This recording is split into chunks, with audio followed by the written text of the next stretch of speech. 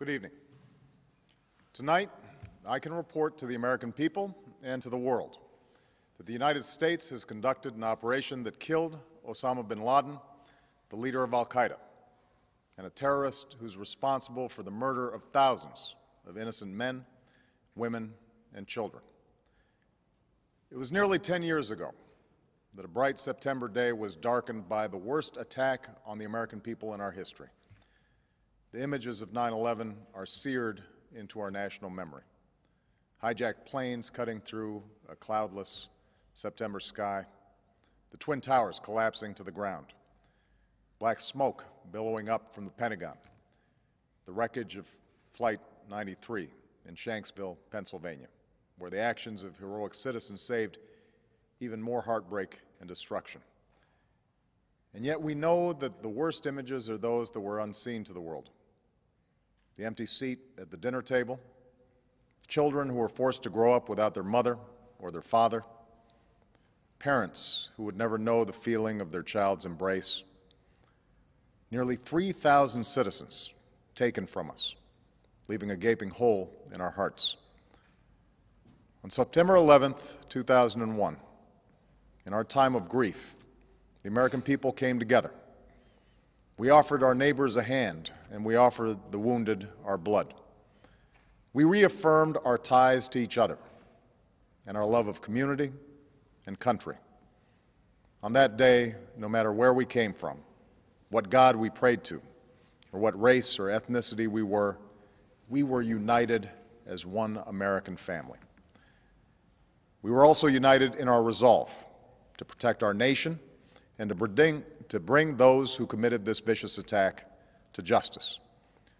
We quickly learned that the 9/11 attacks were carried out by al-Qaeda, an organization headed by Osama bin Laden, which had openly declared war on the United States and was committed to killing innocents in our country and around the globe. And so we went to war against al-Qaeda to protect our citizens, our friends, and our allies. Over the last 10 years, thanks to the tireless and heroic work of our military and our counterterrorism professionals, we've made great strides in that effort.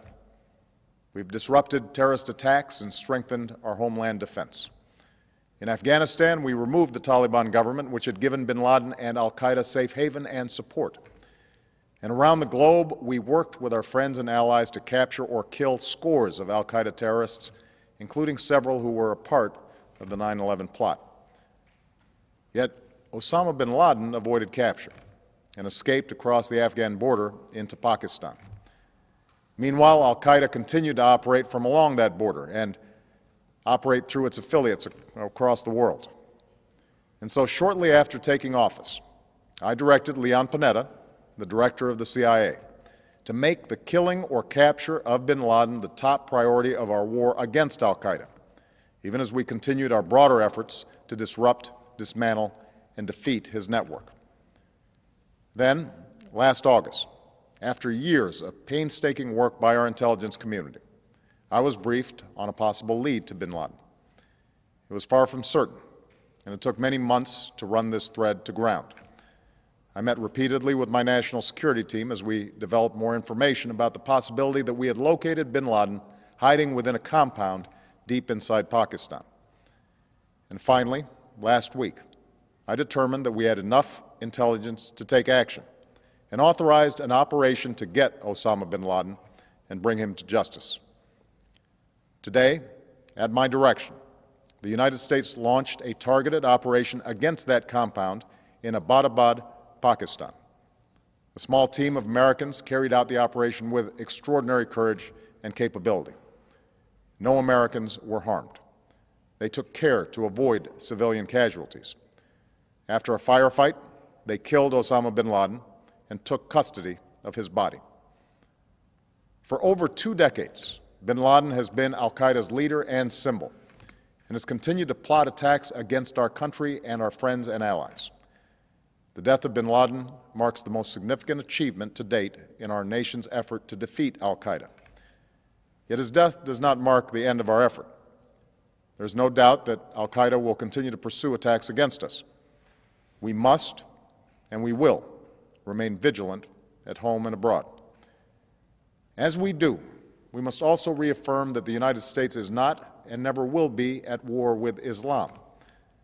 I've made clear, just as President Bush did shortly after 9/11, that our war is not against Islam. Bin Laden was not a Muslim leader. He was a mass murderer of Muslims. Indeed, al-Qaeda has slaughtered scores of Muslims in many countries, including our own.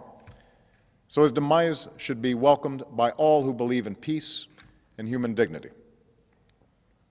Over the years, I've repeatedly made clear that we would take action within Pakistan if we knew where bin Laden was. That is what we've done. But it's important to note that our counterterrorism cooperation with Pakistan helped lead us to bin Laden and the compound where he was hiding. Indeed, bin Laden had declared war against Pakistan as well and ordered attacks against the Pakistani people. Tonight, I called President Zardari, and my team has also spoken with their Pakistani counterparts. They agree that this is a good and historic day for both of our nations.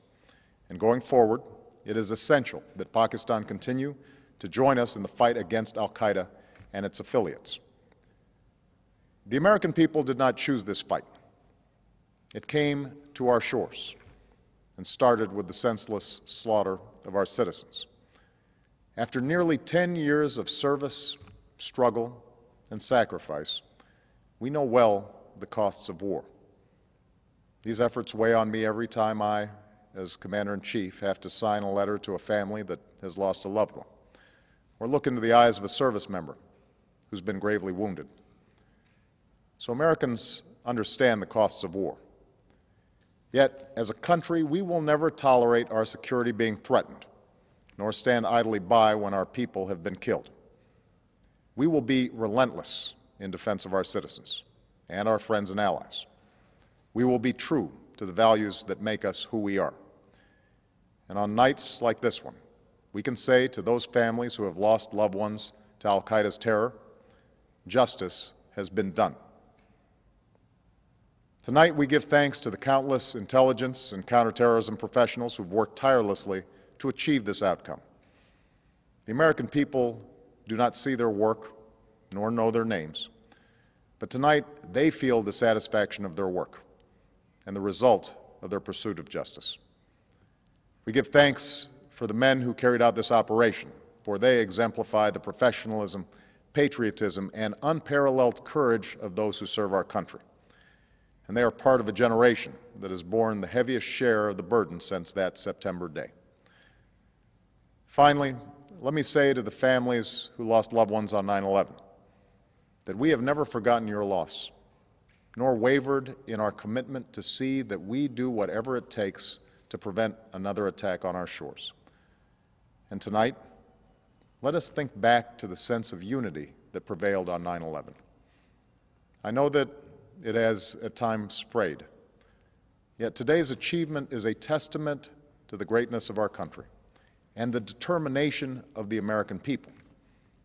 The cause of securing our country is not complete, but tonight we are once again reminded that America can do whatever we set our mind to. That is the story of our history. Whether it's the pursuit of prosperity for our people or the struggle for equality for all our citizens, our commitment to stand up for our values abroad, and our sacrifices to make the world a safer place. Let us remember that we can do these things not just because of wealth or power, but because of who we are. One nation, under God, indivisible, with liberty and justice for all. Thank you.